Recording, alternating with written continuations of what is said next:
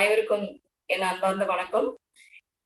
என் தாய் தந்தரை வணங்கி, நான் கற்றறிந்த அனைத்து ஆசான்களையும் வணங்கி, இன்றைய தியானங்களில் நாம் ஆனாபானசதி தியானத்தை பத்தி கொஞ்சம் சிந்திக்கலாம். ஃபர்ஸ்ட் தியானம் அப்படின்னா என்ன அப்படின்னா, தியான் அப்படின்னா ஒருமுகப்படுவது, அதே சிந்திக்கிறது, கவனம் முழுக்க அதுலயே வைக்கிறது, அதுதான் தியானம். தியான் அப்படிங்கிறது வடமொழி சொல், தியானம் அப்படிங்கிறது தமிழ்ல. நாம இப்ப தியானம் ஏன் பண்ணணும் அப்படின்னா, தியானம் அப்படிங்கிறது இப்ப வாழ்க்கையில நாம ஒரு ஸ்போர்ட்ஸ்ல நம்ம செய்யறோம்னு வச்சுக்கோம். அதுல நம்ம வெற்றி பெறணும் அப்படின்னு தான் நினைப்போம். கோல்டு மெடலை வின் பண்ணிட்டு வரணும் அப்படிதான் நினைப்போம். இப்போ நான் ஒரு கலையை கத்துக்கிறேன் அப்படின்னு சொன்னா அதுல நான் எக்ஸ்பர்ட்டா இருக்கணும் அப்படிதான் நினைப்பேன். அதே மாதிரி ஒரு மியூசிஷியனா இருக்கிறோம் அப்படின்னு சொன்னா அந்த மியூசிக்ல நாம ஒரு சிறந்த மியூசிஷியனா இருக்கணும் அப்படின்னு நினைப்போம். எந்த ஒரு துறையில இருந்தாலும் நாம ஒரு சிறந்தவர்களாக, எக்ஸ்பர்ட்டாகவோ இது ஸ்பெஷலிஸ்டாகவோ இருக்கணும்னு நினைப்போம். அப்படி ஸ்பெஷலிஸ்டாகவோ நாம ஒரு சிறந்த விளங்கக்கூடியவர்களாகவும் இருக்கணும் அப்படின்னு சொன்னா, எந்த துறையில நாம இருக்கிறோமோ அந்த துறையை பற்றி அந்த விஷய ஞானங்கள் அப்படிங்கிறது A to Z plus and minus எல்லாமே நமக்கு தெரிஞ்சிருக்கணும். சோ தெரிஞ்சிருந்தா மட்டும்தான் நாம அதுல நாம எக்ஸ்பர்ட்டாக ஆக முடியும். சோ அதே மாதிரி நாம ஒரு பெர்ஃபெக்டான ஒரு ஒரு மனிதர்களாக ஆகணும் அப்படின்னு சொன்னா நம்மளை பற்றி நாம முழுமையாக தெரிஞ்சிருக்கணும். சோ தெரியணும் அப்படின்னு சொன்னா அதுக்கு என்ன செய்யணும் அப்படின்னு சொன்னா, நம்ம சிந்தனை தெளிவோட நம்ம யாரு, என்ன, எப்படிப்பட்டவங்க, நம்முடைய திறமை என்ன, நம்முடைய கேப்பபிலிட்டிஸ் என்ன அப்படிங்கறத நம்ம புரிஞ்சுக்கணும். அப்ப அதுக்கு தெளிவான சிந்தனை வேணும். நாம இப்ப இன்றைய காலகட்டத்துல நாம தெளிவான சிந்தனைகளோட இருக்கிறோமா அப்படின்னா இல்ல. அதுக்கு அந்த தெளிவான சிந்தனை வேணும் அப்படின்னு சொன்னா அதுக்கு என்ன பண்ணணும் அப்படின்னு சொன்னா, அதுக்கு தியானம் பண்ணணும், ஒருமுகப்படணும். நமக்குள்ள ஒருமுகப்படும் பொழுது அதுக்கு ஏன் அப்படின்னா, இன்றைய காலகட்டத்துல நமக்கு நிறைய டிஸ்ட்ராக்ஷன்ஸ் இருக்கு.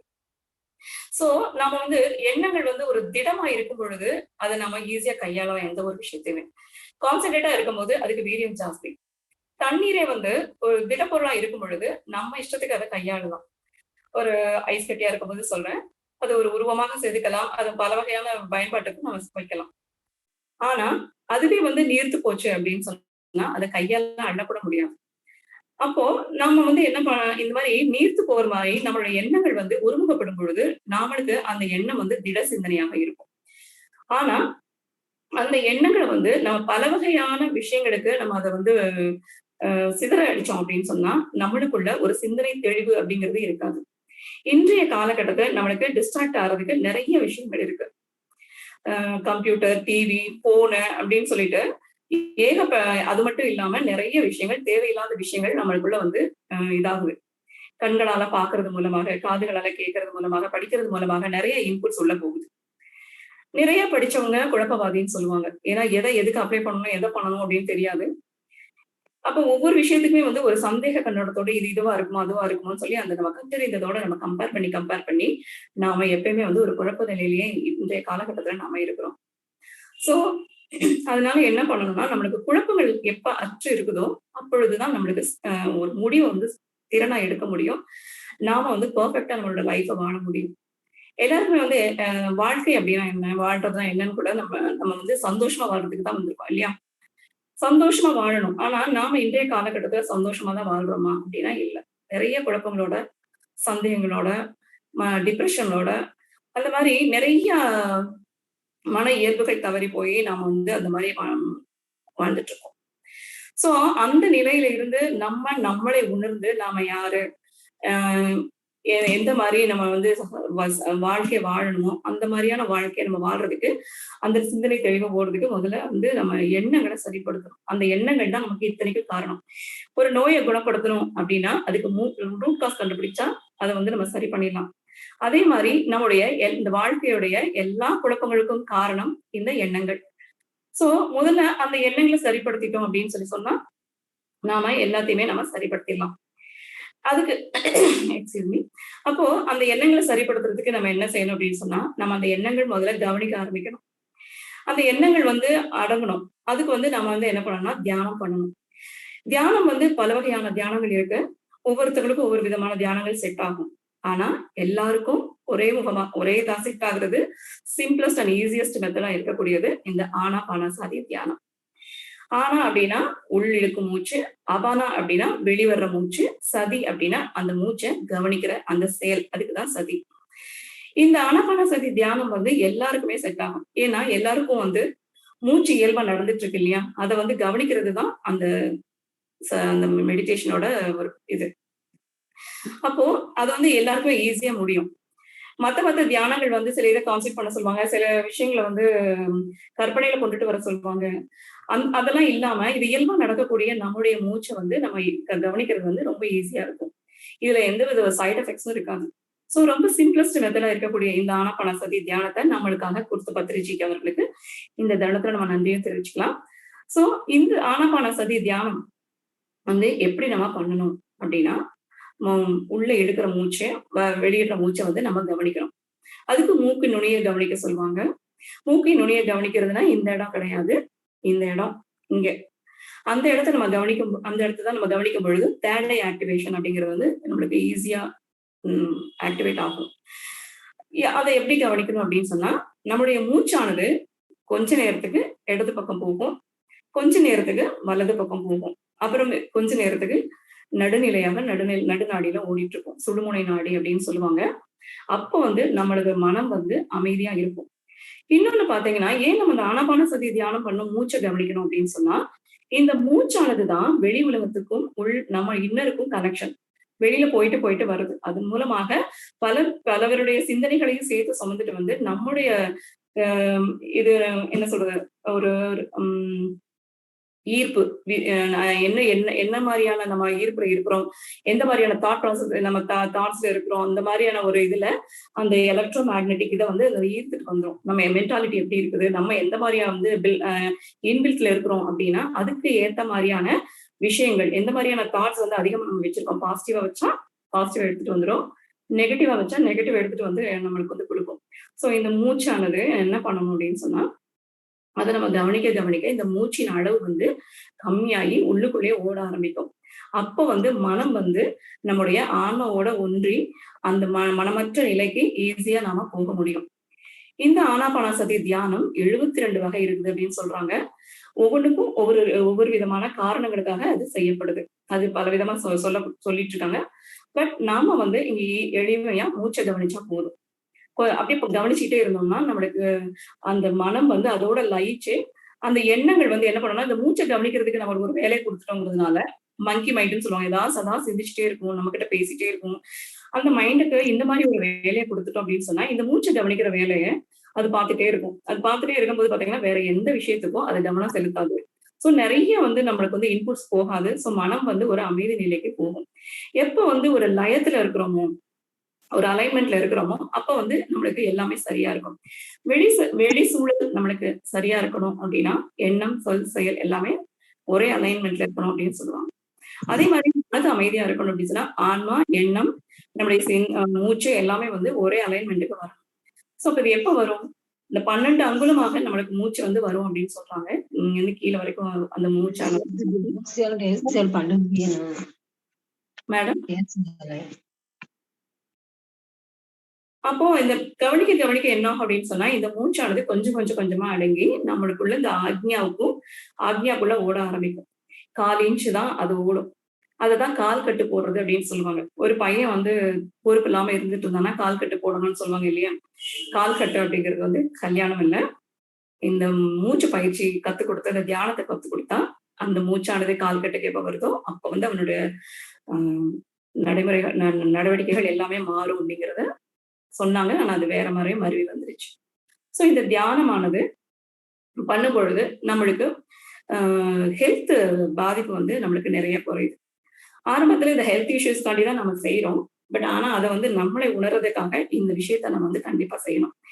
இதனால வந்து என்ன ஆகுதுன்னா நம்மளோட வந்து ஏன் வந்து நம்மளுக்கு ஹெல்த் பாதிக்குது அப்படின்னு சொன்னா, நம்ம கிட்ட விஸ்வ சக்தி எப்ப குறையுதோ அப்ப வந்து இந்த உடல் உபாதைகள் நம்மளுக்கு வருது. எப்ப எல்லாம் விஸ்வசக்தி குறையுது அப்படின்னு சொன்னா, நம்முடைய எண்ணங்கள் வந்து நிறைய சிந்திச்சுட்டே இருக்கிற போது, நம்மளுடைய கவனம் வேற இடத்துல இருக்கும்போது நிறைய நம்ம கிட்ட வந்து எனர்ஜி வந்து லாஸ் ஆகுது. ஒரு பேட்டரி வந்து டவுன் ஆக அந்த அந்த பொருள் ஃபங்க்ஷன் வந்து குறைய ஆரம்பிச்சிடும் இல்லையா? சார்ஜ் போயிடுச்சுன்னா ஃபங்க்ஷன் ஆகாது. சோ அதே மாதிரிதான் நம்ம கிட்ட விஸ்வசக்தி குறையும் போது நம்மளும் வந்து வீக் ஆயிடும். நம்மளுடைய பாடி கண்டிஷனும் வீக் ஆயிடுது.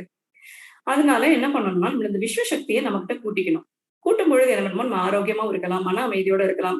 எப்ப மன அமைதியோட இந்த சிந்தனை செயல்கள்லாம் வந்து நம்மள்ட்ட குறைஞ்சு ரொம்ப அமைதியா இருக்கமோ, அப்ப வந்து நம்ம கிட்ட இந்த ஹெல்த் இஷ்யூஸ் அப்படிங்கிறது வராது. உடல் உபாதைகள் வராது. அந்த விஸ்வ சக்தியை எப்ப எதன் மூலமாக நம்ம கூட்டிக்கலாம் அப்படின்னு சொன்னா, இந்த தியானம் பண்றது மூலமா நம்ம கூட்டிக்கலாம். தியானம் பண்ணும்போது நம்ம ஒருநிலைப்படும் போது இந்த விஸ்வ சக்தி என்ன ஆகுதுன்னு சொன்னா, எப்படி கருவறைக்குள்ள இறைவனுக்கு வந்து அந்த மேல இருக்கக்கூடிய அந்த அ கோபுர கூம்பு வழியாக அந்த விஸ்வ சக்தி ஈர்த்து அந்த இறைவனுக்கு வந்து சக்தி அதிகமா இதாகுதோ, அதே மாதிரி நாமளும் தியானம் பண்ணும் பொழுது, நான் அந்த விஸ்வ சக்தியானது நம்மளுக்குள்ளேயும் சகஸ்ராரம் வழியாக இறங்கி, நம்மளுக்கும் அந்த விஸ்வ சக்தி நம்ம உடல்ல வந்து சேமிச்சு வைக்கப்படும். இத வந்து நாம வந்து செலவழிக்காம நம்ம பார்த்துக்கணும் மாஸ்டர்ஸ். எப்படின்னா, நம்ம வந்து கண்கள் வழியாக அந்த விஸ்வ சக்தி அதிகமா செலவாகும். அது மாரி விரல் நகங்கள் வழியாக, விரல்களின் நுனிகள் வழியாக, கால் விரல்கள் நுனிகள் வழியாக, கை விரல்களின் நுனிகள் வழியாக இது வந்து செலவாயிட்டே இருக்கும். சோ அதனால என்ன பண்ணணும் அப்படின்னு சொன்னா, நம்ம தியானம் பண்ணும் பொழுதுவே நம்ம வந்து கைகள வந்து கோர்த்துட்டு தான் நம்ம தியானம் பண்றோம். நார்மலா உட்கார்ந்துட்டு இருக்கும்போதுமே நம்ம அந்த மாரி உட்கார்ந்துட்டு இருந்தோம்னா, நம்மளோட எனர்ஜி வேஸ்ட் ஆகாது. அதே மாரி பேச்சு. நம்ம எப்ப பேசுறோமோ, அப்பயும் வந்து இந்த மாரியான எனர்ஜி வந்து லாஸ் ஆகும் நெறையா. சோ நம்ம பேசுறதையும் கொஞ்சம் கம்மி பண்ணிக்கணும். எது தேவையோ அதுக்கு மட்டும் நம்ம பேசணும். எது தேவையோ அத மட்டும் நம்ம பார்த்துக்கலாம். மத்த நேரம் சும்மா உட்கார்ந்திருக்கும்போது நம்ம கண்ண மூடி நம்ம மூச்ச வந்து வாட்ச் பண்ணலாம். அதாவது நம்மளுடைய எண்ணங்கள் மூலமா எப்படி வந்து வெளியில வந்து செலவாகும் நெறைய போகும். நம்ம எந்த இடத்த பார்க்கிறோமோ, எந்த பொருள பார்க்கிறோமோ, நம்ம எனர்ஜி அந்த இடத்துக்கு போயிடும். சோ அப்ப நம்ம அந்த எனர்ஜிய நம்ம மூச்ச கவனிக்கிறதுக்குள்ள இன்னருக்குள்ள நம்ம செலவிடும்போது, அந்த எனர்ஜியானது உள்ளுக்குள்ளேயே நம்ம வந்து பேட்டரி ரீசார்ஜ் பண்ற மாரி எக்ஸ்கியூஸ் மீ உள்ளுக்குள்ளேயே அந்த சக்தி வந்து சேமிக்கப்படும். தியானத்தினால அவ்வளவு பலன்கள் இருக்குது மாஸ்டர்ஸ். சோ நாம இந்த விஸ்வ சக்தியை கூட்டுறது மூலமாக நம்மளுடைய ஹெல்த் இஷ்யூஸ் வந்து நம்ம வந்து சரிப்படுத்திக்கலாம். இந்த ஆனாபானசதி தியானம் பண்ணி சாவின் விளிம்புக்கு போனவங்க கூட இதுல இருந்து வந்து பொழைச்சிருக்கிறதா அவங்களுடைய எக்ஸ்பீரியன்ஸ் வந்து இதுல சொல்றாங்க. பிரெயின் கேன்சர்ஸ் அந்த மாதிரி விஷயங்கள் எல்லாமே வந்து இதுல வந்து கியூர் ஆயிருக்குது மாஸ்டர்ஸ். சோ நாம என்ன பண்ணணும், இந்த தியானத்தை வந்து ரொம்ப இம்பார்ட்டன்ஸ் கொடுத்து நம்ம கண்டிப்பா இதை பண்ணணும் மாஸ்டர்ஸ். ரொம்ப எளிமையான ஒரு ஆனாபானசதி தியானம் அப்படிங்கிறது வந்து கண்டிப்பா செய்யணும். இதனால என்னென்ன பலன்கள்னா, முதல்ல வந்து நமக்கு வந்து ஹெல்த் அது வந்து இம்ப்ரூவ் ஆகுது. வேண்டாத விஷயங்கள் நம்மளை விட்டு விலகிடும். தேவையில்லாம வந்து பேசுறது, தேவையில்லாம வந்து அடுத்தவங்களுக்கு புரண் பேசுறதுல இருந்து எல்லா விஷயமே நம்மகிட்ட நம்ம செஞ்ச கர்மாக்கள் கூட இதன் மூலமாக வந்து நம்மளுக்கு கழியும் மாஸ்டர்ஸ். சோ பிறவி பயன்களே நம்மளுக்கு வந்து கம்மியாகும். நம்ம இந்த ஒரு பிறவிலேயே நம்ம பிறந்து எவ்வளவு கஷ்டப்பட்டுட்டு நம்ம இது பண்ணிட்டு இருக்கோம். அந்த மாதிரியான ஒரு விஷயங்கள் வந்து இது வந்து போகும். நம்ம பிறவியே வந்து கம்மியாகும். அதே மாதிரி வந்து சிந்தனை தெளிவு உண்டாகும். அதனால அதன் மூலமா வந்து நம்மளுக்கு முடிவெடுக்கும் திறன் வந்து ஈஸியா இருக்கும். இந்த சிந்தனை தெளிவு இல்லாம தான் நம்ம வந்து ரொம்ப குழப்பங்கள் உண்டானதுனால வாழ்க்கையில என்ன செய்யணும், என்ன பண்ணணும் அப்படின்னு நம்ம முடிவெடுக்க முடியறதில்ல. ஏதோ வந்தோம், செஞ்சோம், சாப்பிட்டோம், தூங்கணும் அப்படின்னு சொல்லி வாழ்க்கைய ஏதோ வந்து ஒரு மெக்கானிசமா நம்ம பண்ணிட்டு இருக்கோம். ஆனா அத வந்து நம்ம வந்து ஒரு வாழ்க்கைய புரிஞ்சு, அது ஒவ்வொரு மொமெண்ட்டையும் நம்ம வந்து சந்தோஷமா, ஆனந்தமா வாழத்தான் நம்ம இந்த பூமியில வந்திருக்கிறோம். அதோடைய பர்ப்பஸ் வந்து நம்மளுக்கு புரியணும் அப்படின்னா, ஒவ்வொரு நொடியும் நம்ம ஆனந்தமா வாழணும் அப்படின்னு சொன்னா, அதுக்கு தியானம் பண்ணணும் மாஸ்டர்ஸ். அதுக்கு வந்து இந்த ஆனாபானசதி தியானம் வந்து ரொம்ப அற்புதமான ஒரு தியானம். கண்டிப்பா வந்து நீங்க வந்து அத பயன்படுத்திக்கோங்க. அது அதுக்கப்புறம் வந்து முடிவெடுக்கும் திறன் கூடும். அப்புறம் மனதில் வந்து நிர்ச்சலனமா இருக்கும். எண்ணங்கள் அற்று இருக்கும். சோ அமைதி இருக்கும். அமைதி இருக்கும்போது வந்து பாத்தீங்கன்னா, எப்பயுமே வந்து ஒரு உற்சாகம் இருந்துட்டே இருக்கும் நம்ம மனசுல. நம்ம எப்பயுமே வந்து அ மத்த வேலைகள்லாம் செய்யும்போது, நம்ம வந்து ரொம்ப டவுன் ஆயிடுவோம் இல்லையா? ரொம்ப எனர்ஜி இதாகி, கொஞ்சம் டயர்டா இருக்கு, ஃபீல் பண்றேன் கொஞ்சம் அப்படிலாம் சொல்லுவோம். ஆனா, இந்த தியானம் பண்ணும்பொழுது பாத்தீங்கன்னா, நம்மளுக்கு அவ்ளோ சக்தியா இருக்கும். ஒரே ஸ்ட்ரெச்ல காலையிலருந்து சாயந்தரம் முடிய வேலை பார்த்தா கூட, நம்மளுக்கு எந்த ஒரு அ என்ன சொல்றது? டயர்ட்னஸ் அப்படிங்கிறது ஒரு ஃபீல் ஆகவே ஆகாது. எனர்ஜெட்டிக்கா இருக்கிற மாரியே ஒரு ஃபீல் இருக்கும். அதுக்கப்புறம் என்ன ஆகும் அப்படின்னு சொன்னா, நம்மகிட்ட பயம் அப்படிங்கிற ஒரு விஷயம் இருக்காது. எதுக்கெடுத்தாலும் பயந்துட்டு இருப்போம் இல்லையா? அந்த பயம் அப்படிங்கிறது வந்து குறையும். பயம் மட்டும் இல்ல, நம்மகிட்ட இருக்கக்கூடிய வேண்டாத குணநலங்கள் கூட நம்மகிட்ட இருந்து மறைஞ்சு போயிடும். பேச்சுல வந்து ஒரு அமைதி இருக்கும். நடையில வந்து பாத்தீங்கன்னா, ஒரு அமைதி இருக்கும். அதுக்கப்புறம் பாத்தீங்கன்னா, தயவு, கருணை, அன்பு இதெல்லாம் வந்து கூடும். நம்மளை மாறி மற்றவர்களையும் நேசிக்கக்கூடிய அந்த பண்பானது இதுல கூடும். இப்போ ஒரு மனிதன் வந்து எப்பயுமே வந்து நம்ம வந்து முன்னேறணும், ஒரு படி மேன்மையா இருக்கணும் அப்படின்னு தான் நம்ம விரும்புவோம் இல்லையா? சோ நம்மளும் வந்து ஒரு படி மேன்மையா இருக்கிறத தான் நம்ம விரும்புவோம். ஒரு பெர்ஃபெக்ட் பெர்சனா இருக்கிறத விரும்புவோம். ஒரு வேலைய நம்ம செய்யும்போது 100% வந்து பெர்ஃபெக்ட்டா செஞ்சோம்னா, அந்த வேலை கரெக்ட்டா 100% பெர்ஃபெக்ட்டா இருக்கும். ஒரு சமையலே எடுத்துக்கிட்டாலும் அது வந்து 100% கான்சன்ட்ரேட் பண்ணி நம்ம பண்ணும் பொழுது அது உப்பு, புளி, காரம் அதுல இருக்கக்கூடிய தன்மை, அது எந்த எந்த விதத்துல வைக்கணும் அப்படிங்கிறது எல்லாமே கரெக்டா செய்யணும். அதுல எந்த குறைகளும் வராது. அப்போ அதே இத நமக்குள்ள நாம வந்து பண்ணும் பொழுது, நாம 100% பெர்ஃபெக்ட்டான ஒரு பெர்சனா இருக்கலாம் இல்லையா? எப்பயுமே நம்ம வந்து ஒரு மேன்மையான, ஒரு மத்தவர்கள் வந்து ஒரு மதிக்க வைக்க இந்த மெட்டீரியலிஸ்டிக் வேர்ல்ட்லயே நம்ம பார்க்கலாம். ஒரு மதிக்கிற தன்மையில இருக்கணும் அப்படின்னு நம்ம வந்து யோசிப்போம். நாமள மதிக்கிற தன்மையில நம்மள வந்து இந்த தியானம் நம்மள வச்சிருக்கோம். கண்ணாடிய பார்க்கும்போது நம்மளுக்கே அந்த கண்ணாடி பெருமைப்படுற மாரியான ஒரு வாழ்க்கைய நம்ம குடுக்கும். ஏன்னா நம்ம அவ்வளவு ஒரு பெர்ஃபெக்ட்டான பெர்சனா மனிதன் அப்படின்னா எப்படி இருக்கணுமோ வள்ளலார் சொல்லுவாங்க. அந்த நிலைக்கு ஆ நாம வந்து வரலாம் மாஸ்டர்ஸ். இந்த தியானத்தின் மூலமா. நம்ம மேல நாம அக்கறைப்படலன்னா, நம்மள யார் அக்கறைப்படுவாங்க சொல்லுங்க? நீ இப்படி இருக்கணும், அப்படி இருக்கணும்னு சொல்லி யாருக்கும் நம்மள வந்து யாரும் வந்து சொல்லிட்டு இருக்க மாட்டாங்க. நீ எந்த ஒரு இப்ப நம்ம போய் ஒரு கோயிலுக்கே போனாலும் சரி, வேற யார்கிட்டயும் சரி, ஒரு பெரியவங்களே பார்த்தாலும் நம்ம முடிவெடுக்கிற திறன் வந்து நம்மளுக்கு கம்மியா இப்போ இந்த காலகட்டத்துல நெறைய குழப்பங்கள் இருக்கிறதுனால முடிவெடுக்கிறது கஷ்டமா இருக்கு. எ எதுக்கு என்ன பண்ணலாம்? இது என்ன செய்யலாம்? குழந்தைய என்ன படிக்க வைக்கலாம்? அப்படிங்கிற மாரி எந்த மாரி ஒரு விஷயமாவும் இருக்கு. நம்ம இது வந்து நம்ம தியானம் பண்ணும்பொழுது பார்த்தீங்கன்னா, இந்த மாரியான ஒரு குழப்பங்களே இருக்காது. எல்லா இடத்துலயும் பெரியவர்கள் நம்ம கூடயே வர மாட்டாங்க. எல்லா இடத்துலயும் வந்து நம்ம கடவுள வந்து நம்ம ஒரு எவ்வளோ பெரிய செல்வந்தர்களாவே இருந்தாலும், ஒரு தன்னை உணர்ந்த ஒரு ஞானி கிட்ட தான் போயி, எனக்கு வந்து அது வேணும், இது வேணும்னு கேட்கறாங்க. ஏன் அவங்க கிட்ட கேட்கறாங்க? அவங்க தன்னை உணர்ந்ததுனால, அவங்களுக்கு எல்லா செல்வமும் வந்து அவங்க கிட்ட இருக்குது. ஒண்ணுமே இல்லாட்டிலும் இந்த விஸ்வ சக்தி அவங்க சேமிச்சு வைக்கிறது மூலமாகவே நம்மளுக்கு வேண்டியதெல்லாம் குடுக்கக்கூடிய ஆற்றல் அவங்க கிட்ட இருக்கு. ஆனா எப்பவுமே நம்மகிட்ட மகான்களும், கடவுள்களும் நம்மளுக்கு அட்வைஸ் சொல்லிக்கிட்டு இருக்கும்போது கூட, நாம வந்து நம்ம கூடயே இருக்க மாட்டாங்க. சோ, நாம வந்து நாமளே அந்த நிலைக்கு உயர்றதுக்கு நமக்கு இந்த ஆனாபானசதி தியானம் நம்மளுக்கு கண்டிப்பா உதவும் மாஸ்டர்ஸ். சோ, நான் வந்து நீங்க வந்து எல்லாமே வந்து இந்த தியானத்த வந்து நீங்க கத்துக்கணும் அப்படின்னு நான் வந்து விரும்புறேன். நீங்க கத்துக்கிறதோட மட்டும் இல்லாம, நீங்க உங்களுடைய குடும்பத்தார்களையும், இல்ல மற்றவர்களையும் நீங்க செய்து அதன் மூலமாக உங்களுக்கு ஒரு ரிசல்ட் கிடைக்கும் இல்லையா? அதன் மூலமாக நீங்க அவங்களையும் இந்த தியானத்துக்கு நீங்க கூட்டிட்டு வரும்படி நான் ஒரு ரெக்வெஸ்ட் வைக்கிறேன் மாஸ்டர்ஸ். இதுவரைக்கும் பேச்சு கேட்டுட்டு இருந்தவங்க அனைவருக்கும் எனது மனமார்ந்த நன்றி மாஸ்டர்ஸ். Thank you.